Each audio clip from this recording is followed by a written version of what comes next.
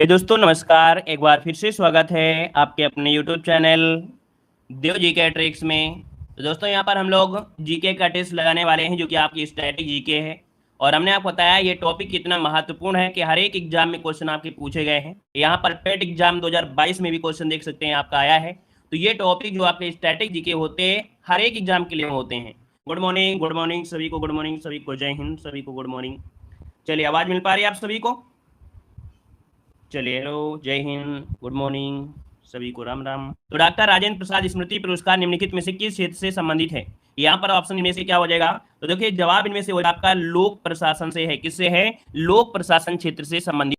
तो यहाँ पर जो ऑप्शन है यहाँ पर डी नंबर राइट हो जाएगा। और दोस्तों यहाँ पर देख सकते हैं पेट एग्जाम 2022 में एक क्वेश्चन आपका पूछा जा चुका है। यहाँ पर आगे बढ़िए, क्वेश्चन आपसे पूछा गया है भारतीय पारंपरिक विज्ञान पर किस देश के सर्वोदय संसदीय समूह द्वारा आयुर्वेद रत्न पुरस्कार प्रदान किया गया है? तो दोस्तों यहाँ पर देख सकते हैं पेट एग्जाम 2022 में भी क्वेश्चन पूछा गया है। तो दोस्तों यहाँ पर दिया भारतीय पारंपरिक विज्ञान पर किस देश के सर्वदलीय संसदीय समूह द्वारा आयुर्वेद रत्न पुरस्कार प्रदान किया गया है?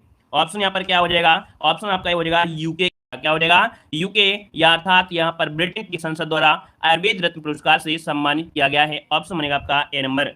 यहाँ पर आगे बढ़िए, क्वेश्चन दिया गया है कि पहले भारतीय जिन्होंने ग्रैमी जीवन पर्यंत उपाधि, ये पहले भारतीय जिन्होंने ग्रैमी जीवन पर्यंत उपाधि प्राप्त किया है। यहाँ पर आंसर जो आपका बनेगा राइट इनमें से क्या हो जाएगा?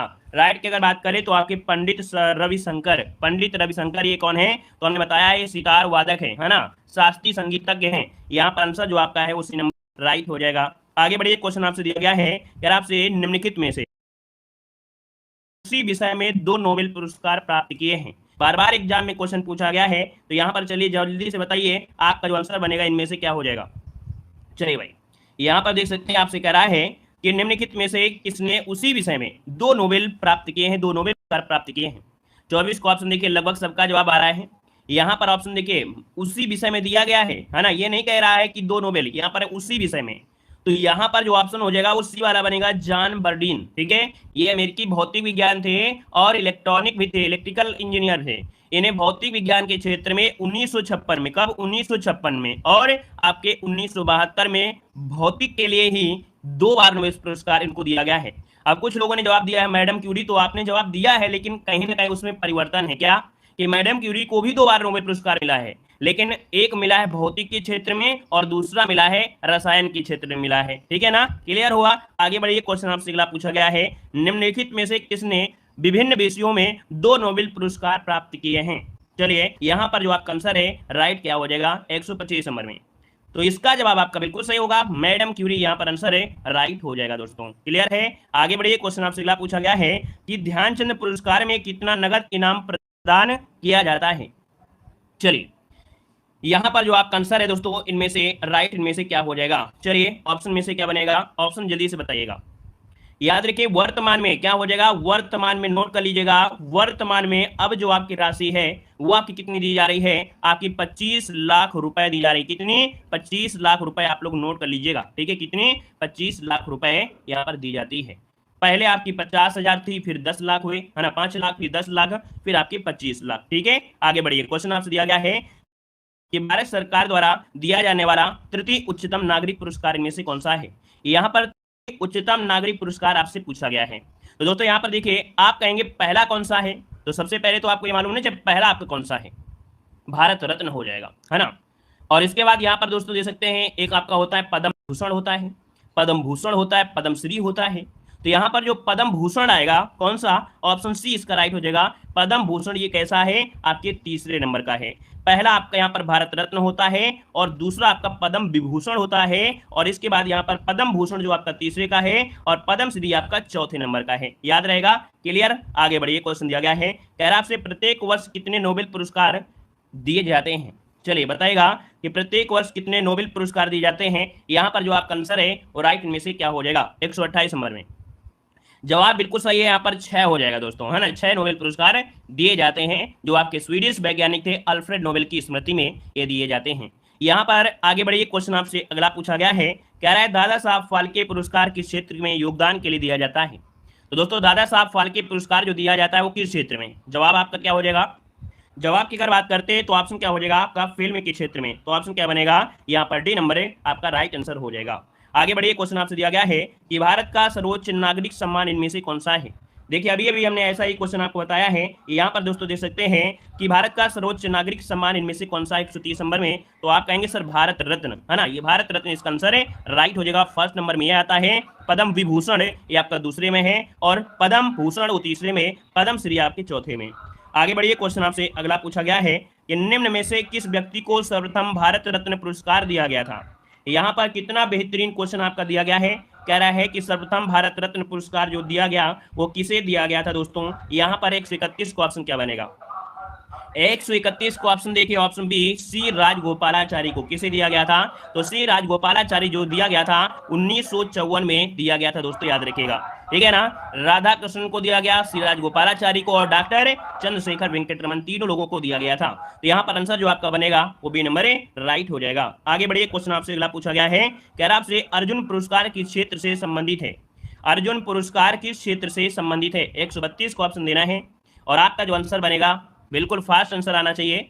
अर्जुन पुरस्कार है आपके खेल कूद में किसे जाता है, तो आपके खिलाड़ियों को दिया जाता है, किसे, खिलाड़ियों को दिया जाता है, याद रखिएगा, ठीक है। और जो द्रोणाचार्य पुरस्कार होता है वो कोच को दिया जाता है, ठीक है ना। तो दोस्तों एक अपडेट और भी आपका है कि 2022 में इनकी धनराशि जो है, राशि है वो आपकी बढ़ाकर यहाँ पर 15 लाख रुपए प्रदान की जाती है ना। इस अवार्ड के लिए 15 लाख रुपए आपके दिए जाते हैं 2022 से, ये अपडेट आपका हो चुका है। यहाँ पर आगे बढ़िए, क्वेश्चन आपसे अगला पूछा गया है कि वर्ष 1913 में से 2014 की अवधि में कितने भारतीयों को नोबेल पुरस्कार मिले हैं। अब दोस्तों यहाँ पर 1913 से 2014 की बात कह रहा है, कितने भारतीयों को नोबेल पुरस्कार मिले हैं। ये क्वेश्चन आप देख सकते हैं 2015 में पूछा गया था, लेकिन अभी हाल ही में ऐसा क्वेश्चन एक जगह और पूछा गया था। तो इसमें से ऑप्शन आपका बी हो जाएगा, 9 हो जाएगा। कितना हो जाएगा, 9 हो जाएगा। अब इसमें से ज्यादा से ज्यादा पहला पूछेगा कि पहला पुरस्कार किसे दिया गया, तो आपके रविंद्रनाथ टैगोर को। इसके बाद सीवी रमन को दिया गया था, 1930 में सीवी रमन को दिया गया था, ठीक है। आपके हरगोविंद खुराना, मदर टेरेसा, अमर्त्य सेन, वेंकटरमन, कैलाश सत्यार्थी, अभिजीत सिंह, है ना, सुब्रमण्यम। यहाँ पर याद रखिए, इसको आंसर आपका बी बनेगा। नेक्स्ट क्वेश्चन बताइएगा कि गोल्डन पेन ऑफ फ्रीडम पुरस्कार किससे संबंधित है। गोल्डन पेन ऑफ फ्रीडम पुरस्कार जो संबंधित है वो किससे संबंधित है। यहाँ पर दोस्तों ऑप्शन बनेगा आपका पत्रकारिता से जुड़ा हुआ है, किससे, पत्रकारिता से, और 1961 में इसकी शुरुआत हुई थी, याद रखिएगा, ठीक है। आगे बढ़िए, क्वेश्चन आपसे अगला पूछा गया है, गोकुल पुरस्कार का जो संबंध है या गोकुल पुरस्कार संबंधित है वो आपके किस क्षेत्र से संबंधित है। चलिए जवाब दीजिए भाई, सभी के जवाब नहीं आ रहे हैं, मजा नहीं आ रहा है ना। क्लास को थोड़ा सा लाइक भी कर दीजिए और यहाँ पर शेयर भी कर दीजिएगा, अपने दोस्तों को थोड़ा शेयर कर दिया करें, और लाइक तो कर ही दिया करें। लाइक तो आप लोग आसानी कर सकते हैं, शेयर में तो आप लोग कह सकते हैं हम किसको शेयर करें, लेकिन लाइक वगैरह है तो उसको लाइक कर दिया करें। देखिए यहाँ पर 135 नंबर जो आपका दिया गया है गोकुल पुरस्कार, ये संबंधित है आपके ऑप्शन बी दुग्ध उत्पादन में सहकारिता को बढ़ावा देने के लिए आपका है। ऑप्शन बनेगा यहाँ पर आपका बी नंबर है, राइट हो जाएगा। आगे बढ़िए, क्वेश्चन आपसे अगला पूछा गया है कि जून 2019 में निम्नलिखित में से किस लेखक को अंग्रेजी भाषा में भारतीय साहित्य को समृद्ध बनाने में उनके उत्कृष्ट योगदान के लिए 54वें ज्ञानपीठ पुरस्कार से सम्मानित किया गया। तो दोस्तों यहाँ पर 54 नंबर का पूछा है, तो आपके ये हैं आपके अमिताभ घोष हैं। कौन है, अमिताभ घोष हैं। लेकिन अगर आपसे पूछे कि 2022 में, तो 2022 में जो 57 नंबर का यहाँ पर ज्ञानपीठ पुरस्कार था वो नीलमणि फूकन को दिया गया है। इसको आपको याद रखना है, 2022 वाला जरूर याद रखना है, किसे दिया गया है, नीलमणि फूकन को दिया गया है। ये असमिया लेखक हैं, इनको 2022 से सम्मानित किया गया 57 नंबर का, याद रहेगा। आगे बढ़िए, क्वेश्चन आपसे दिया गया है, निम्नलिखित पुरस्कारों में से कौन सा पुरस्कार नार्वे के राजा द्वारा प्रदान किया गया है और अक्सर इसे गणित का नोबेल पुरस्कार कहा जाता है। लाजवाब क्वेश्चन दिया है, इसे गणित का नोबेल पुरस्कार कहा जाता है। यहाँ पर आंसर क्या बनेगा, बे नंबर बिल्कुल सही है, एबेल प्राइज, है ना। ये प्रत्येक वर्ष गणित के क्षेत्र में दिया जाता है, और ऑप्शन हो जाएगा बी नंबर। और ये भी पूछेगा कि किसके उपलब्धि हो, तो नार्वे के राजा द्वारा प्रदान किया जाता है। आगे बढ़िए, क्वेश्चन आपसे अगला पूछा गया है, यार उत्तर प्रदेश के पहले मुख्यमंत्री गोविंद बल्लभ पंत को किस वर्ष भारत रत्न से सम्मानित किया गया। यहाँ पर हमने बताया है कुछ ऐसे पॉइंट आपको फैक्ट याद कर लेना है ना, जो कि यहाँ पर आपसे क्वेश्चन बनता है क्या कि भारत रत्न किसको किसको दिया गया है ना। यहाँ पर देखिए आपका 1957 में यहाँ पर दिया गया था, इन्हें भारत रत्न दिया गया था। ये भारत के चौथे गृह मंत्री थे और उत्तर प्रदेश के प्रथम मुख्यमंत्री रहे हैं। ऑप्शन आपका सी नंबर है, राइट हो जाएगा। आगे बढ़िए, क्वेश्चन दिया गया है कि वर्ष 2014-15 के लिए राजीव गांधी खेल रत्न पुरस्कार से किस खिलाड़ी को सम्मानित किया गया था। तो इतना ज्यादा पुराना नहीं पूछेगा, है ना, इतना ज्यादा पुराना नहीं पूछेगा, लेकिन याद रखिएगा 2022 वाला जो अपडेट है उसको जरूर याद रखिएगा। 2022 का जो राजीव गांधी खेल रत्न पुरस्कार दिया गया है वो टेनिस खिलाड़ी शरत कमल अचंता को देने की घोषणा की गई थी। किसे? तो इनका नाम है शरत कमल अचंता, इनको देने की घोषणा की गई थी। ये 2022 का राजीव गांधी खेल रत्न पुरस्कार है, याद रहेगा। आगे बढ़िएगा, क्वेश्चन आपसे अगला पूछा गया है परंपरागत विधि, मतलब विविधि आपकी जी के आपकी आ गई है और बहुत ही लाजवाब क्वेश्चन है। इतने अच्छा क्वेश्चन यहाँ पर देखिएगा मन खुश हो जाएगा, क्योंकि ऐसे क्वेश्चन आपके एग्जाम में पूछे जाते हैं। देखिए पेट एग्जाम 2022 में भी ये क्वेश्चन पूछा गया है। कह रहा है कि आजादी का अमृत महोत्सव के तहत बढ़े चलो अभियान निम्नलिखित में से किस केंद्रीय मंत्रालय के द्वारा शुरू किया गया है? चलिए यहाँ पर देखिए ऑप्शन क्या हो जाएगा 40 नंबर में, तो आप कहेंगे ये है आपके संस्कृति मंत्रालय। क्या बनेगा? संस्कृति मंत्रालय के द्वारा। और इसका उद्देश्य क्या है? ताकि युवाओं को जुड़ने और उनमें देशभक्ति की भावना पैदा करने के लिए यह आपका शुरू किया गया। ऑप्शन बनेगा आपका बी नंबर। हर एक क्वेश्चन इतना लाजवाब है और हर एक क्वेश्चन को पढ़ने में आपको आनंद आएगा, लगेगा नहीं कि एग्जाम में बिल्कुल क्वेश्चन छपा हुआ मिलेगा। देखिए संयुक्त राज्य अमेरिका का राष्ट्रीय खेल पूछ लिया गया है, तो चलिए यहाँ पर जो आप दीजिए इनमें से क्या हो जाएगा कि संयुक्त राज्य अमेरिका का यहाँ पर जो खेल है कौन सा हो जाएगा? चलिए ऑप्शन यहाँ पर हो जाएगा क्या? सी नंबर है, बेसबॉल है। क्या हो जाएगा? बेसबॉल इसका आंसर है, राइट हो जाएगा दोस्तों।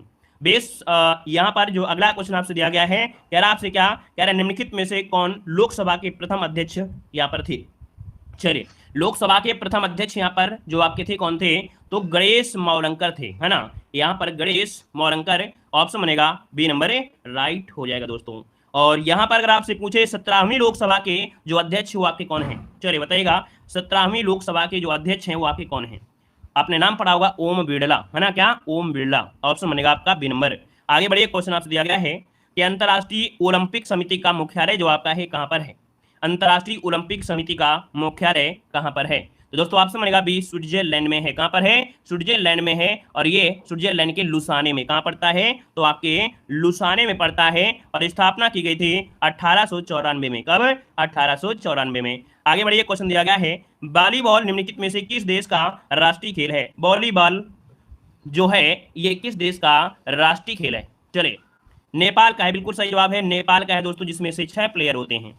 यहां पर अगर पूछे इंडोनेशिया का क्या है तो आप कहेंगे बैडमिंटन है। क्या है? बैडमिंटन है, याद रखिए बैडमिंटन है आपके इंडोनेशिया का है। अर्जेंटीना का अगर पूछे तो आप कहेंगे पाटो। क्या है? पाटो जो आपका है कि यहाँ का खेल है। और यहाँ पर नेपाल का वॉलीबॉल है और श्रीलंका का भी क्या है? आपका वॉलीबॉल है। आगे बढ़िए, क्वेश्चन दिया गया है क्या आपसे टाटा पावर सोलर ने किस राज्य में भारत की पहली बड़ी फ्लोटिंग तैरती सौर ऊर्जा परियोजना शुरू की है? पेड एग्जाम में ढेर सारे क्वेश्चन पूछे गए, पेड एग्जाम का ही आपका टॉपिक कहीं ना कहीं बहुत ज्यादा क्वेश्चन आपके बनते हैं पेड एग्जाम में। और हमने आपको पेड एग्जाम बहुत अच्छी तरीके से पढ़ाया है, मॉडल पेपर भी दिया है ना। यहाँ पर देखिए टाटा पावर सोलर ने किस राज्य में भारत की सबसे बड़ी फ्लोटिंग अर्थात तैरती हुई सौर ऊर्जा परियोजना शुरू की है? जवाब आपका हो जाएगा सी नंबर, आपके केरल में है। कहां पर है? केरल में शुरुआत इसकी किया है, ऑप्शन बनेगा आपका सी नंबर है, राइट हो जाएगा। केरल में कायमकुलम में। कहां पर? कायमकुलम में ये शुरू किया है। आगे बढ़िए, क्वेश्चन आपसे अगला पूछा गया है कि जागृति निम्नलिखित में से किस क्षेत्र से संबंधित शुभंकर है? जागृति किस क्षेत्र से संबंधित शुभंकर है? यहाँ पर दोस्तों याद रखिएगा उपभोक्ता जागरूकता से जुड़ा हुआ है, ऑप्शन बनेगा यहाँ पर बी नंबर है, राइट हो जाएगा। जागो ग्राहक जागो टैगलाइन के साथ दिखाया जाएगा दोस्तों। यहाँ पर अगला क्वेश्चन आपसे दिया गया है कि महाराष्ट्र में स्थित औरंगाबाद का नया नाम इनमें से बताइए क्या हो जाएगा? महाराष्ट्र में जो आपका औरंगाबाद है इसका नया नाम क्या है? देख सकते हैं 2022 में भरमार रही है आपके पेड एग्जाम में ऐसे क्वेश्चन की। तो दोस्तों यहाँ पर जो भी पढ़ाया जाता है बिल्कुल सॉलिड पढ़ाया जाता है ना, इधर उधर का नहीं है, बिल्कुल सॉलिड आपको पढ़ाएंगे। वैसे पढ़ने को तो पूरी बुक है, लेकिन पूरी बुक हम नहीं पढ़ाते हैं, जो जरूरत होती है, जो आपका जरूरत है बस वही आपको मिलेगा। यहाँ पर दोस्तों आपका जो दिया गया है ऑप्शन ए संभाजी नगर, क्या हो गया है? संभाजी नगर कर दिया गया है दोस्तों, याद रखिएगा, है ना। और यहाँ पर आगे बढ़िए, क्वेश्चन दिया गया है कह रहा है द अनामलाई रीड टेल नाम की डैम जल फ्लाई की एक नई प्रजाति की खोज की है और ये किस राज्य में स्थित है? दोस्तों यहाँ पर जो आपका आंसर है वो ऑप्शन बनेगा ए, आपके केरल में है। ये जो आपकी फ्लाई है ना, द अनामलाई, अनामलाई से भी आपको याद आना चाहिए कि अनामलाई है कहाँ पर, है ना, तो उसी से आपको याद होना चाहिए। आपका आंसर हो जाएगा आपका ए नंबर है, राइट हो जाएगा। और ये केरल में एक वन्यजीव अभ्यारण्य है, कौन? पीची वन्यजीव अभ्यारण्य में ये आपके पाए गए हैं। आगे बढ़िए, क्वेश्चन आपसे अगला पूछा गया है कि थॉमस कप का संबंध किस खेल से है? 2022 पेड एग्जाम। चलिए थॉमस कप का जो संबंध है वो आपके किससे है? 149 नंबर की अगर बात करें तो आपके बैडमिंटन से है। किससे है? बैडमिंटन में, जैसे थॉमस कप हो गया, सुधीर रमन कप हो गया, अब्दुल रहमान कप हो गया, है ना, उबर कप हो गया, ये आपके बैडमिंटन से जुड़े हुए हैं, ठीक है ना। और टेनिस में जैसे आपका डेविस कप होता है, बहुत बार पूछा गया है कि डेविस कप का जो संबंध है वो आपकी किससे है, तो आपके टेनिस से है। विंबलडन ट्रॉफी जो होती है वो आपके टेनिस से ही जुड़ी होती है। Federation cup, half man cup, ये टेनिस से है। आगे बढ़िए, क्वेश्चन दिया गया है कि छात्र पारिस्थितिकी के लिए एक नया डिजिटल प्लेटफॉर्म कैंपस पावर किस बैंक द्वारा लॉन्च किया गया है। तो दोस्तों यहाँ पर देखिए कैंपस पावर ये किस बैंक के द्वारा, तो आपके आईसीआईसीआई बैंक, जो कि ऑप्शन बनेगा आपका ये नंबर है, राइट हो जाएगा दोस्तों। और इसके बाद आगे बढ़ते हैं, क्वेश्चन दिया गया है निम्नलिखित में से कौन सबसे बुद्धिमान स्तनधारी है। यहाँ पर सबसे बुद्धिमान पेट एग्जाम 2022 में सब क्वेश्चन आपके लगातार पूछे गए हैं। यहाँ पर 151 का ऑप्शन सी हो जाएगा डॉल्फिन, है ना। कौन है डॉल्फिन दोस्तों, सबसे बुद्धिमान स्तनधारी होता है। कभी कभी ये भी क्वेश्चन पूछ लेता है कि डॉल्फिन जो है आपका है कैसा है, तो आप कहेंगे ये स्तनधारी है दोस्तों, याद रखिएगा, ठीक है। और इसके बाद ये जो आपकी है बांग्लादेश, है ना, नेपाल भारत बांग्लादेश की ब्रह्मपुत्र नदी मेघना में ये आपको देखने को मिलती है। आगे बढ़िए, क्वेश्चन आपसे अगला पूछा गया है निम्नलिखित में से किस आईआईटी ने भारतीय भाषा प्रौद्योगिकी को आगे बढ़ाने के लिए A14 भारत में नीले कड़ी केंद्र की शुरुआत किया है। दोस्तों यहाँ पर जो आपका आंसर है वो आपका हो जाएगा आईआईटी मद्रास। याद रखिए कि आईआईटी मद्रास के द्वारा नीलकड़ी ये आपका शुरू किया गया है, ऑप्शन डी राइट हो जाएगा। प्रमुख नंदन नीलकड़ी द्वारा किया गया है। आगे बढ़िए, क्वेश्चन दिया गया है कि आपसे निम्नलिखित में से किस देश के वैज्ञानिकों ने पहला कृत्रिम भ्रूण तैयार किया है। चलिए बताइएगा कि किस देश के वैज्ञानिकों ने पहला कृत्रिम भ्रूण तैयार किया है। यहाँ पर आंसर में से क्या बनेगा, तो दोस्तों ऑप्शन की अगर बात करते हैं 153 नंबर में, तो ऑप्शन बनेगा ये आपके इजराइल के द्वारा तैयार किया गया, ऑप्शन नंबर ए राइट हो जाएगा। और इस शोध में टीम ने चूहे की स्टेम सेल से भ्रूण को विकसित किया। किससे, चूहे की स्टेम सेल से भ्रूण को विकसित किया है। अगला क्वेश्चन आपसे दिया गया है कि Gujarat agro radiation processing facility Gujarat में पहली और भारत में चौथी सुविधा है जिसे यूएसडीए के निर्यात के लिए मंजूरी मिली है। तो दोस्तों यहाँ पर याद रखिए Gujarat agro radiation processing facility, इसमें 154 का ऑप्शन बनेगा ये आम और अनार। क्या हो जाएगा, आम और अनार, यहाँ पर आंसर राइट हो जाएगा। ये मंजूरी मिले है आम और अनार के लिए मिला है। गुजरात से अमेरिका को आम के निर्यात को बढ़ावा मिलेगा। दोस्तों आगे बढ़िए, क्वेश्चन आपसे पूछा गया है कि आपसे निम्नलिखित में से किसने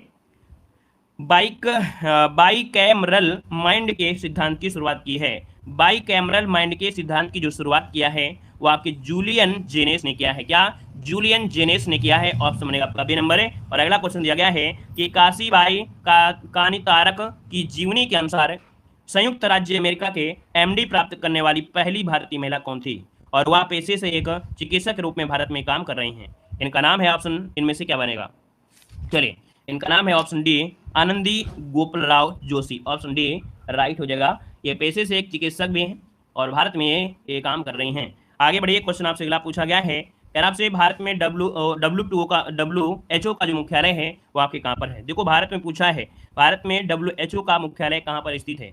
जल्दीबाजी में क्वेश्चन गलत भी हो सकता है। यहाँ पर देखिए आपका जवाब होगा सी नंबर, नई दिल्ली में है। कहाँ पर है, नई दिल्ली में है, ऑप्शन बनेगा आपका यहाँ पर सी नंबर हो जाएगा।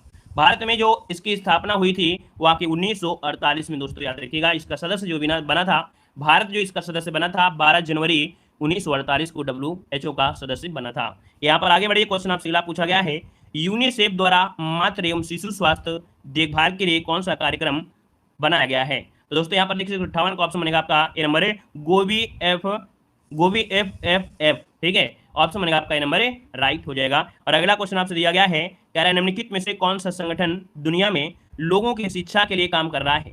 तो दोस्तों यहाँ पर जो आपका यूनेस्को है, यूनेस्को वह संगठन है जो दुनिया में लोगों की शिक्षा के लिए काम कर रहा है। और संयुक्त राष्ट्र की इस विशेष संस्था का जो गठन हुआ था वो आपकी 1945 को इसका गठन हुआ था।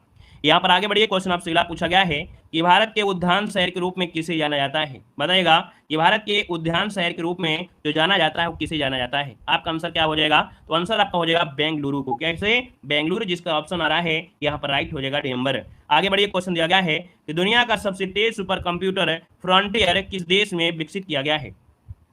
चलिए भाई यहाँ पर देख सकते हैं फ्रंटियर जो आपका है ये कहाँ पर विकसित किया गया है। ये आपका ऑप्शन है यहाँ पर USA में। दोस्तों ऑप्शन बनेगा आपका डी नंबर है राइट हो जाएगा। यहाँ पर आगे बढ़िए, क्वेश्चन आपसे अगला पूछा गया है वन अनुसंधान संस्थान कहाँ पर स्थित है। वन अनुसंधान संस्थान कहाँ पर है, यहाँ पर देखिए ऑप्शन क्या हो जाएगा, वन अनुसंधान जो आपका है ये कहाँ पर स्थित है।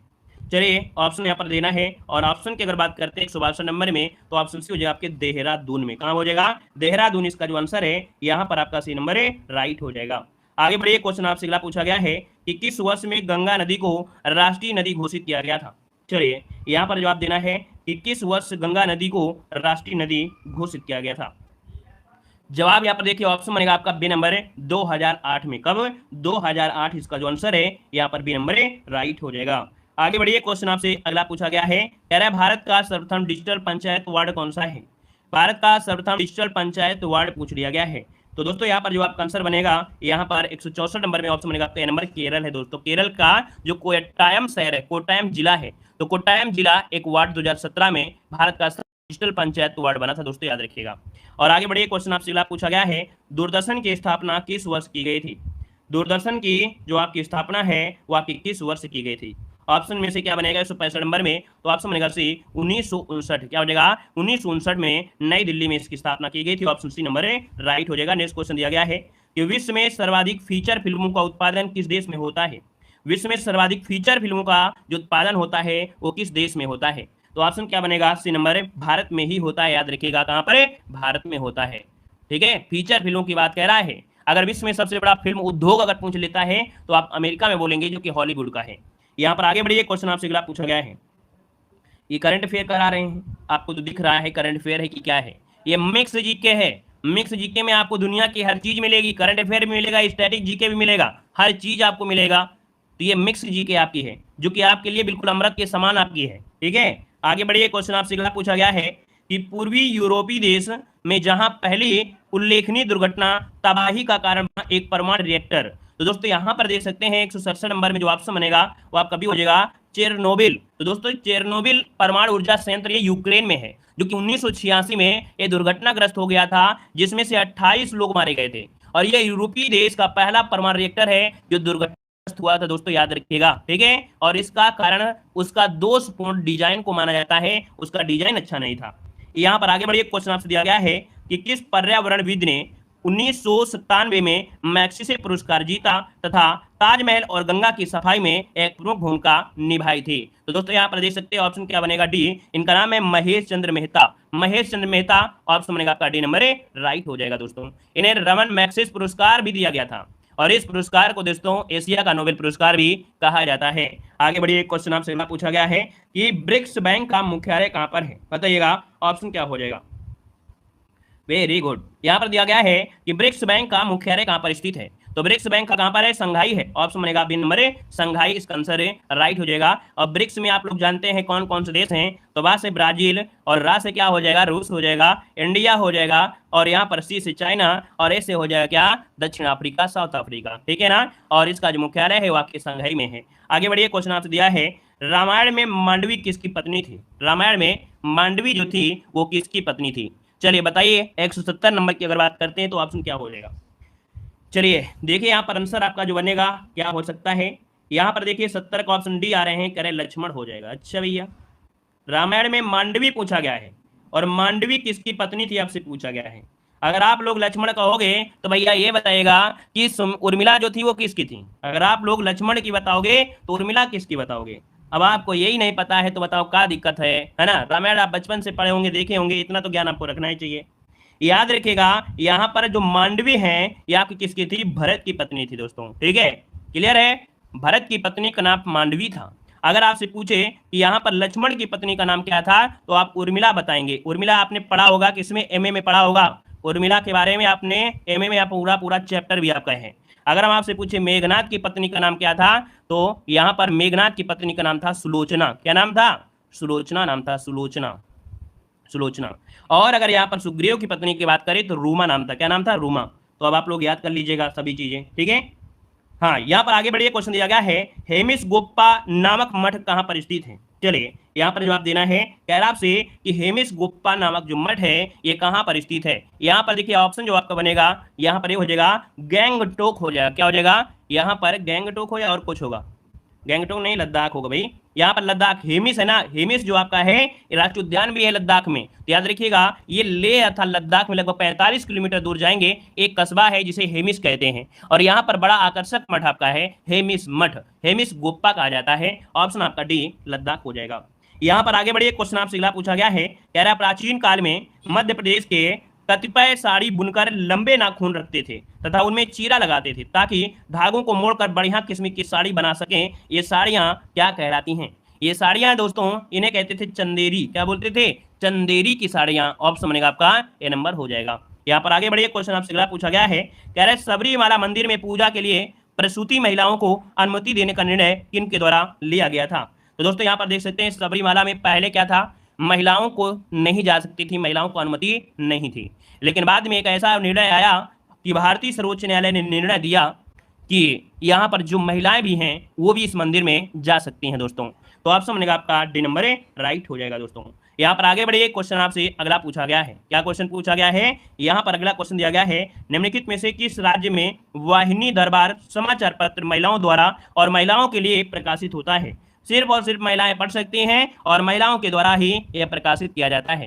तो दोस्तों ऑप्शन आपका डी हो जाएगा मध्य प्रदेश, और उसका आंसर राइट हो जाएगा। अब आदमी पढ़ लें तो वह बात दूसरी है ना, लेकिन महिलाओं के लिए स्पेशल था, उनके बारे में हर चीज जानकारी, मतलब जो भी चीजें हैं महिलाओं से संबंधित था। तो ऑप्शन डी राइट हो जाएगा। अगला क्वेश्चन यहाँ पर दिया गया है, निम्नलिखित में से कौन से युग्म सही ढंग से मेल नहीं खा रहे हैं?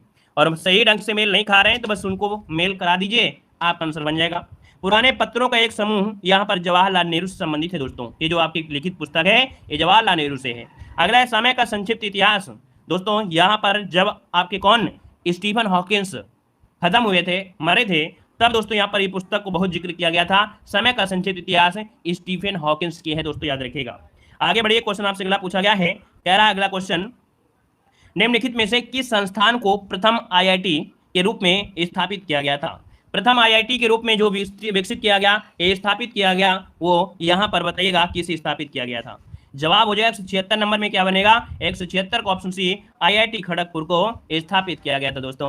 और यहाँ पर देखा जाए तो भारत में कुल कितने आईआईटी हैं? तो आपकी 23 आईआईटी हैं दोस्तों, याद रखिएगा। और ये जो आपका है खड़गपुर है ना, ये 1951 में भारत सरकार द्वारा स्थापित किया गया था। यहाँ पर आगे बढ़िए, क्वेश्चन आपसे अगला पूछा गया है, कह रहा है बहुजन हिताय बहुजन सुखाय, बहुजन हिताय बहुजन सुखाय निम्नलिखित में से किस राष्ट्रीय संस्थान का संस्कृत आधारित आदर्श वाक्य है?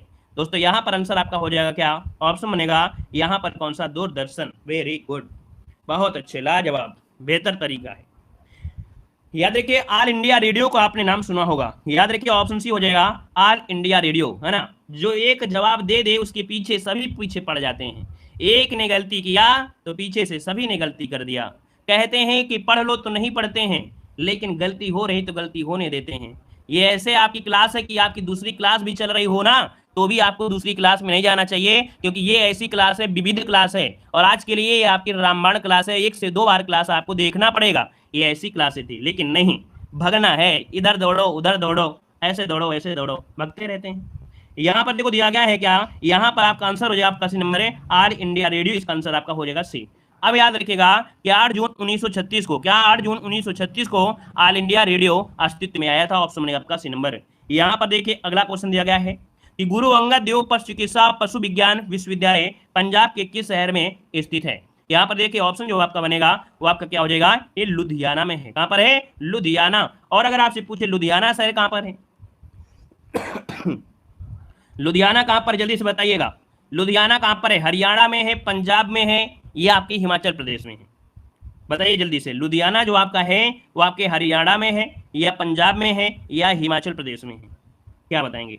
तो दोस्तों यहाँ पर याद रखिए लुधियाना जो आपके है कहाँ पर है? आपके पंजाब में है, ठीक है ना। हरियाणा मत लगाइएगा, ये पंजाब में है लुधियाना। आगे बढ़िए, क्वेश्चन दिया गया है, कह रहे हैं रविन्द्रनाथ टैगोर द्वारा लिखी गई कविता अमार सोनार बंगला के संबंध में कौन सा कथन सही दिया गया है? तो दोस्तों यहाँ पर जो आपका कथन है वो आपका सही कौन है 79 में? तो देखिए यहाँ पर पहला पॉइंट दिया गया है क्या, यह टैगोर की पहली कविता थी। क्या सही है? क्या नहीं सही है? इस कविता को बाद में बांग्लादेश ने अपने राष्ट्रगान के रूप में अपना लिया, यही इसकी खासियत है। ऑप्शन बी बनेगा। अगला क्वेश्चन देखो दिया गया है, कह रहा है ऑक्सफोर्ड और कैम्ब्रिज नामक 2 प्रसिद्ध विश्वविद्यालय किस देश में स्थित हैं? ये तो आपने पढ़ा भी होगा, ऑक्सफोर्ड है ना और कैम्ब्रिज, ये जो बहुत ही विश्व प्रसिद्ध आपके विद्यालय हैं, ये किस देश में स्थित हैं? 180 को ऑप्शन देना है। जवाब इनमें से क्या हो जाएगा? बी राइट, संयुक्त राज्य अमेरिका। चलिए देखिए यहाँ पर बहुत ही जवाब आ रहे हैं, ऑप्शन यहाँ पर बी नंबर है, जिसका भी आया है उसको ऑप्शन क्या हो जाएगा? यहाँ पर गलत हो जाएगा। तो आपका राइट आंसर हो जाएगा आपका सी नंबर, यूनाइटेड किंगडम में है। कहां पर है? आपके यूनाइटेड किंगडम अर्थात इंग्लैंड में है, याद रखिएगा। अंग्रेजों के यहाँ पर है इंग्लैंड में स्थित सबसे पुराने विद्यालय में इनकी गिनती आती है। ऑक्सफोर्ड की जो स्थापना हुई थी वो आपके हुई थी 1096 ईस्वी में हुई थी। ठीक है, 1096 ईस्वी में हुआ था। और कैम्ब्रिज की स्थापना हुई थी ये आपके 1209 में हुई थी। याद रखिएगा, इसकी स्थापना 1209 में हुई थी। ठीक है, चलिए यहाँ पर आगे बढ़िए। क्वेश्चन आपसे अगला पूछा गया है, कह रहा है वह कौन से कवि और संत हैं जिन्होंने रामायण का एक दूसरा संस्करण रामचरितमानस लिखा था। तो दोस्तों रामचरितमानस लिखा है आपके तुलसीदास ने लिखा है, ऑप्शन डी राइट हो जाएगा। नेक्स्ट क्वेश्चन आपसे दिया गया है कि वह कौन से राष्ट्रीय नेता हैं जिन्होंने वर्ष 1983 में कन्याकुमारी से लेकर दिल्ली के राजघाट तक पद यात्रा नामक मैराथन दूरी पैदल तय की थी, और इस यात्रा का उद्देश्य था भारतीय जनता के साथ संबंध को नवीकृत करना। तो दोस्तों ऑप्शन बनेगा चंद्रशेखर आजाद। क्या हो जाएगा? चंद्रशेखर आजाद इसका आंसर है, राइट हो जाएगा। जैसे कि अभी क्या हुए थे भाई, यहाँ पर आपके कौन, राहुल जी ने पद यात्रा किया। चलिए जवाब दीजिएगा, यहाँ पर सभी लोग जवाब दीजिए। इनमें से कौन सा लोक नृत्य हरियाणा राज्य से संबंधित नहीं है? 35 को ऑप्शन में से क्या बनेगा? तो देखिए यहाँ पर हरियाणा से अगर बात करें तो आपका धमाल भी है, खोरिया भी है, झूमर भी है, लेकिन जवारा नहीं है। ठीक है, ये जवारा आपके कहाँ से संबंधित है? ये जवारा आपके एमपी से है। याद रखिए जवारा जो नृत्य होता है ये आपके एमपी में होता है। इस कारण से ऑप्शन जो बनेगा यहाँ पर डी नंबर है, राइट हो जाएगा। आगे बढ़िए, क्वेश्चन दिया गया है निम्नलिखित में से कौन सा उत्तर प्रदेश का शास्त्रीय नृत्य है? जो कि बहुत बार एग्जाम में क्वेश्चन पूछा गया है, उत्तर प्रदेश का शास्त्रीय नृत्य इनमें से कौन सा है? चलिए ऑप्शन आ गया है सी नंबर कथक, जो कि बिल्कुल सही जवाब है। कथक ये उत्तर प्रदेश का शास्त्रीय नृत्य है, याद रखिएगा। अगला क्वेश्चन देखिए यहाँ पर आपके सामने आ गया है, भारत में नृत्य, नाटक और संगीत के विकास को बढ़ावा देने के लिए निम्नलिखित में से कौन सी अकादमी जिम्मेदार है? चलिए यहाँ पर बताइएगा कि भारत में नृत्य, नाटक और संगीत के विकास को बढ़ावा देने के लिए कौन सी अकादमी जिम्मेदार है? 37 को ऑप्शन दीजिएगा। देखिए 37 की अगर बात करते हैं तो दोस्तों ये है आपकी संगीत अकादमी, ऑप्शन इसका बनेगा यहाँ पर डी नंबर, जिसका भी आ रहा है बिल्कुल राइट हो जाएगा। यहाँ पर आगे बढ़िए, क्वेश्चन आपसे दिया गया है कि पंडित शिव कुमार शर्मा किसके वादक हैं? बताइएगा पंडित शिव कुमार शर्मा किसके वादक हैं? यहाँ पर जो आपका आंसर है क्या हो जाएगा? तो ये दोस्तों संतूर वादक है। ये बहुत बार एग्जाम में क्वेश्चन पूछा गया है, और यहाँ पर जो आंसर है वो आपका बी नंबर है, राइट हो जाएगा। अगर क्वेश्चन ये पूछ ले ये कहाँ के रहने वाले थे, तो आपके जम्मू कश्मीर के रहने वाले थे। कहाँ के? जम्मू कश्मीर के रहने वाले थे, और इनका निधन 2022 में हो चुका है। ठीक है, इनका निधन 10 मई 2022 को इनका निधन भी हो चुका है। अगला क्वेश्चन दिया गया है कि पंडित शिव कुमार शर्मा का संबंध संगीत के किस वाद्य यंत्र से है? तो दोस्तों यहाँ पर जवाब हो जाएगा संतूर से हो जाएगा। क्या हो जाएगा? संतूर, जो कि आपने पढ़ा है। अगला क्वेश्चन दिया गया है, प्रसिद्ध वादक उस्ताद बिंदा खां द्वारा बजाया जाने वाला वाद्य इनमें से कौन सा है? चलिए उस्ताद बिंदा खां द्वारा बजाया जाने वाला वाद्य इनमें से कौन है? 40 नंबर में जवाब देखिए आने शुरू हो गए हैं, और आपका जो आंसर है यहाँ पर ये हो जाएगा आपका सारंगी। ये क्या बजाते हैं? सारंगी बजाते हैं। इसका जो ऑप्शन है यहाँ पर आपका ये नंबर है, राइट हो जाएगा। और भी लोग आपके हैं, जैसे आशिक अली खां है, साबरी खां है, संतोष मिश्रा, इन लोग भी यहाँ पर कह सकते हैं कि क्या बजाते हैं? तो आपका सारंगी बजाते हैं। आगे बढ़िए, क्वेश्चन आपसे दिया गया है, तेर ताली का लोक नृत्य है। तेर ताली जो लोक नृत्य है कहाँ का लोक नृत्य है? चलिए जवाब देना है। तेर ताली लोक नृत्य है आपके, याद रखिए राजस्थान का है। इसका जो ऑप्शन है यहाँ पर डी नंबर है, राइट हो जाएगा। इसमें जो स्त्रियां होती हैं वो शरीर पर 13 मंजीरा बांधकर इस नृत्य को करती हैं, और यह नृत्य राजस्थान की कामड़ जाति द्वारा किया जाता है। अगर क्वेश्चन पूछे कि कौन सी जनजाति के द्वारा, तो आप कहेंगे कामड़ जनजाति। कौन सी? कामड़ जनजाति के द्वारा किया जाता है। आगे बढ़िए, क्वेश्चन आपसे दिया गया है, श्रीमती एन राजम का संबंध निम्नलिखित में से किस एक वाद्य से है? देख सकते हैं 2018 एग्जाम, वीडियो एग्जाम में क्वेश्चन पूछा गया है। हमने जो भी क्वेश्चन लिया है सिलेक्टेड क्वेश्चन आपके हैं, और यहाँ से क्वेश्चन पूछे भी जाते हैं। देखिए 42 की अगर बात करते हैं तो ऑप्शन में से क्या हो जाएगा? वायलिन से संबंधित है। याद रखिएगा कि यहाँ पर जो आपके हैं कौन? श्रीमती एन राजम, ये आपके वायलिन वादक हैं। ऑप्शन आपका बी नंबर है, राइट हो जाएगा। अभी हमने बताया था सितार वादक पूछता है तो आपको पंडित रविशंकर को जरूर याद रखना है ना। यहाँ पर दोस्तों जैसे बांसुरी वादक है तो हरिप्रसाद चौरसिया, बांसुरी वादक में हरिप्रसाद चौरसिया ही आपको देखने को मिलेगा। ठीक है ना। और इसके बाद आगे बढ़ते हैं, क्वेश्चन आपसे दिया गया है, क्या आपसे प्रसिद्ध संगीतकार उस्ताद बिस्मिल्लाह खां का जो संबंध है वो किस वाद्य यंत्र से है? चलिए बताइएगा। उस्ताद बिस्मिल्लाह खां, वीडियो अगर पसंद आ रहा है ना, अगर वीडियो पसंद आ रहा है, लग रहा है कि जो टॉपिक हम पढ़ रहे हैं और एग्जाम में जरूर पूछा जाएगा और सिलेक्टेड क्वेश्चन आपके हैं, तो आप लोग लाइक शेयर जरूर करते रहिए। जितने लोग जुड़ रहे हैं सभी लोग लाइक शेयर करते रहिए। यहाँ पर देखिए उस्ताद बिस्मिल्लाह खां आप सभी लोग जानते हैं। यहाँ पर ऑप्शन डी हो जाएगा शहनाई वादक है। क्या है? शहनाई वादक है। एक क्वेश्चन इनके लिए बहुत बनता है ना, ये क्वेश्चन इनका बहुत बनता है कि इनको भारत का जो सर्वोच्च नागरिक सम्मान है क्या, भारत रत्न, कब दिया गया था? तो चलिए बताइएगा, जल्दी से कमेंट करिए कि इनको भारत रत्न जो दिया गया ये कब दिया गया था। ये क्वेश्चन आपका पूछा गया है, कई बार पूछा गया है। चलिए जल्दी से कमेंट करिए, यहाँ पर जवाब क्या हो जाएगा? 2000 बिल्कुल सही है। 2001 में इनको भारत रत्न भी दिया गया है, याद रखिएगा। अगला क्वेश्चन दिया गया है कि भारतीय शास्त्रीय नृत्य को विदेशों में किसने लोकप्रिय बनाया है। चलिए बताइए, भारतीय शास्त्रीय नृत्य को विदेशों में किसने लोकप्रिय बनाया। 44 को ऑप्शन देना है। तो दोस्तों इनका नाम है उदय शंकर। ऑप्शन बनेगा यहाँ पर आपका बी नंबर है, उदय शंकर आपका आंसर है, राइट हो जाएगा दोस्तों। ठीक है, यहाँ पर आगे बढ़िए, क्वेश्चन दिया गया है कि बिरजू महाराज का संबंध किस शास्त्रीय नृत्य से है। बिरजू महाराज का जो संबंध है वो किस शास्त्रीय नृत्य से है। यहाँ पर देखिए 45 नंबर में जवाब क्या बनेगा, कथक। बिल्कुल सही जवाब है, ऑप्शन बी हो जाएगा कथकली। कथकली माफ करिए, हाँ ठीक है, बिरजू महाराज है ना आपके, कथक से है, ऑप्शन बी नंबर इसका राइट हो जाएगा। कथकली कहाँ का है, तो कथकली है आपके केरल का है, ठीक है ना। तो इसका ऑप्शन बनेगा आपका बी नंबर है। और आगे बढ़िए, क्वेश्चन आपसे दिया गया है उस्ताद जाकिर हुसैन का संबंध संगीत के किस वाद्य से है। जाकिर हुसैन को आप लोग जानते हैं, और जाकिर हुसैन का जो संबंध है वो आपके किससे है, तो आपके तबला से है। तो ऑप्शन क्या बनेगा, यहाँ पर बी नंबर है, राइट हो जाएगा। अगर हम आपसे बोले बांसुरी वादक कौन है, तो आप तुरंत बताएंगे हरिप्रसाद चौरसिया। अगर हम आपसे पूछे सरोद वादक कौन है, तो आप कहेंगे अमजद अली खान। और अगर सितार वादक पूछे तो अभी हमने बताया कि पंडित रविशंकर हो जाएंगे। तो ये जरूर क्वेश्चन पूछे जाते हैं, इनको नोट करिएगा। अगला क्वेश्चन दिया गया है कि मोहिनी अट्टम नृत्य निम्नलिखित में से किस राज्य से संबंधित है। यहाँ पर बताइएगा मोहिनी अट्टम जो नृत्य है ये कहाँ से संबंधित है। मोहिनी अट्टम की अगर बात करते हैं 47 नंबर में आपका जो आंसर बनेगा इनमें से क्या हो जाएगा। चलिए, अट्टम शब्द आपका केरल से मिलेगा लगा हुआ, ठीक है। अट्टम शब्द आपको मिलेगा कहाँ से, केरल से मिलेगा। ओडिसी तो आपके उड़ीसा का है ना। यक्षगान जो आपका कर्नाटक का है वो आपका यक्षगान है, ठीक है। और यहाँ पर तमिलनाडु का है भरतनाट्यम है, ठीक है। यहाँ पर आगे बढ़िए, क्वेश्चन आपसे अगला पूछा गया है, कह रहा है आंध्र प्रदेश और महाराष्ट्र दोनों के लिए नया साल चैत्र महीने में शुरू होता है। समझ रहे हैं ना कि आंध्र प्रदेश और महाराष्ट्र दोनों के लिए नया साल चैत्र महीने में शुरू होता है।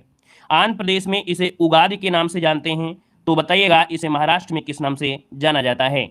तो दोस्तों याद रखिएगा कि महाराष्ट्र में इसे गुड़ी पड़वा के नाम से जानते हैं। किस नाम से, गुड़ी पड़वा के नाम से जाना जाता है। यहाँ पर आगे बढ़िए, क्वेश्चन आपसे अगला पूछा गया है कि वाराणसी के शास्त्रीय हिंदुस्तानी गायक का नाम बताएं जिन्हें प्रसिद्ध सारंगी वादक सियाजी मिश्रा ने गोद लिया था। तो दोस्तों यहाँ पर देखिए, ये आपके संगीत वादक सियाजी मिश्रा ने गोद लिया था, और किसे लिया था, तो इनका नाम है सिद्धेश्वरी देवी। याद रखिए, यहाँ पर जो आंसर आपका है वो आपका हो जाएगा सिद्धेश्वरी देवी। इनको याद रखिए पद्मश्री सम्मान भी यहाँ पर मिल चुका है, और वाराणसी के रहने वाले हैं दोस्तों, याद रखिएगा। इनके माता पिता का जो स्वर्गवास है बहुत ही कम उम्र में, मतलब कह सकते हैं कि इनके माता पिता का स्वर्गवास हो गया था, और इनका लालन पालन जो किया था मौसी किया था, ठीक है। यहाँ पर आगे बढ़िए, क्वेश्चन आपसे अगला पूछा गया है कि राधा और कृष्ण की पूजा से जुड़े किस नृत्य रूप में स्त्रियां अपने सिर पर तेल का दीपक रखकर नृत्य करती हैं। यहाँ पर देखिए, आपको यूपी जीके में हमने क्वेश्चन पढ़ाया है, और ये आपका है चरकुला नृत्य हो जाएगा। क्या हो जाएगा, चरकुला नृत्य, जो कि ऑप्शन आपका सी नंबर है, राइट हो जाएगा। आगे बढ़िए, क्वेश्चन आपसे दिया गया है निम्नलिखित पंक्तियों में उत्तर प्रदेश के किस लोक नृत्य के बारे में बात की जा रही है। तो दोस्तों यहाँ पर देखो दिया गया, महिला नृत्य लकड़ी के पिरामिड पर 108 तेल, और अभी हमने बताया था तेल के दीपक वाला जो नृत्य होता है वो कौन सा होता है। यहाँ पर देखिए ऑप्शन हो जाएगा चरकुला नृत्य हो जाएगा। पूरा पढ़ने का कोई मतलब नहीं होता है, बस एक पॉइंट आपको देखना है कि किस पर फोकस किया गया है। तो ऑप्शन बनेगा आपका ए नंबर है। और आगे बढ़िए, क्वेश्चन दिया गया है घूमर लोक नृत्य कहाँ का है। चलिए, यहाँ पर जवाब देना है घूमर लोक नृत्य कहाँ का है, फटाफट जवाब देते रहिए। यहाँ पर घूमर लोक नृत्य है कहाँ का, तो आपकी राजस्थान का है साथियों। कहाँ का है, राजस्थान का सबसे लोकप्रिय नृत्य आपका है। इसमें जो स्त्रियां ही भाग लेती हैं, मतलब इसमें सिर्फ और सिर्फ स्त्रियां ही भाग लेती हैं, और पहनती क्या है, लहंगा पहनती है। लहंगा पोशाक के साथ जब स्त्रियां विशिष्ट शैली में नाचती हैं तो उनके लहंगे का जो घेरा होता है और हाथों का संचालन अत्यंत आकर्षक होता है। तो यहाँ पर आंसर आपका बी नंबर है, राइट बनेगा। अगला क्वेश्चन बताइएगा। अगला क्वेश्चन जो कि आपका टॉपिक स्टार्ट हो गया है चित्रकला से। तो देखो यहाँ पर देखिएगा कि आपसे कह रहा है मधुबनी कला कहाँ प्रसिद्ध है। मधुबनी कला जो प्रसिद्ध है ये कहाँ प्रसिद्ध है, यहाँ पर ऑप्शन देना है। चलिए, इसका जो आंसर है यहाँ पर राइट इनमें से क्या हो जाएगा। देखिए, आपका 53 का ऑप्शन लगभग सभी लोग जानते हैं, ये आपके बिहार के मिथिला से है ना। कहाँ से है, बिहार के मिथिला, जो मिथिला है वहां से संबंधित है। तो ऑप्शन इनमें से क्या हो जाएगा, बी नंबर इसका राइट हो जाएगा। बिहार का मिथिला है ना, दरभंगा, मधुबनी, ये आपके काफी क्षेत्र में, नेपाल में भी कुछ क्षेत्रों में प्रचलित आपकी है। यहाँ पर देखो दिया गया है अगला, अच्छा ये होती क्या है, तो इसमें क्या होता है, जो चित्रकारी होती है रंगोली के रूप में प्रसिद्ध थी, परंतु अब धीरे धीरे क्या हो गया है, दीवारों में और कपड़ों में भी की जाने लगी है, ठीक है। यहाँ पर पहले रंगोली हुआ करती थी सिर्फ। अगला क्वेश्चन यहाँ पर देखो दिया गया है कि कला का अभ्यास भारतीय उपमहाद्वीप के मिथिला क्षेत्र में किया जाता है। तो देखो यहाँ पर देखो दिया गया है क्या, मिथिला क्षेत्र में, और मिथिला क्षेत्र में कौन हो जाएगा, आपका मधुबनी हो जाएगा। तो ऑप्शन क्या बनेगा, यहाँ पर आपका ए नंबर हो जाएगा। नेक्स्ट क्वेश्चन बताइएगा कि भारत के पिकासो के तौर पर किसे जाना जाता है। भारत के पिकासो के तौर पर किसे जाना जाता है? यहाँ पर देखिए ऑप्शन जो आपका 55 का नंबर बनेगा वो ऑप्शन क्या हो जाएगा? मकबूल फिदा हुसैन। ठीक है, मकबूल फिदा हुसैन को भारत का पिकासो कहा जाता है। दोस्तों याद रखिएगा कि इनको 1966 में पद्मश्री अवार्ड मिला था, 1973 में पद्म भूषण अवार्ड मिला है ना, और 1991 में पद्म विभूषण अवार्ड से सम्मानित किया गया है। आगे बढ़िए, क्वेश्चन आपसे अगला। अच्छा, इन्होंने अब क्या किया है? कतर की नागरिकता स्वीकार लिया है। कहाँ की? अब इन्होंने कतर की नागरिकता स्वीकार कर ली थी। यहाँ पर आगे बढ़िए, क्वेश्चन दिया गया है प्रमुख त्योहार मेला में संगाई महोत्सव निम्नलिखित में से किस राज्य में मनाया जाता है? 2022 पेट एग्जाम में क्वेश्चन देख सकते हैं, पूछा गया है और ये टॉपिक बहुत ही महत्वपूर्ण है, रामबाण क्वेश्चन भी है और रामबाण ये टॉपिक भी है। तो दोस्तों संगाई महोत्सव जो मनाया जाता है ये आपके किस राज्य में मनाया जाता है? चलिए संगाई महोत्सव की बात करते हैं तो ऑप्शन ये हो जाएगा मणिपुर में मनाते हैं। कहां पर है? मणिपुर राज्य में ये मनाया जाता है दोस्तों, याद रखिएगा। और कब से कब? तो 21 से 30 नवंबर तक मनाया जाता है। यहाँ पर आगे बढ़िए, क्वेश्चन आपसे पूछा गया है कि किस राज्य में ड्री त्योहार मनाया जाता है? किस राज्य में ड्री त्योहार मनाया जाता है?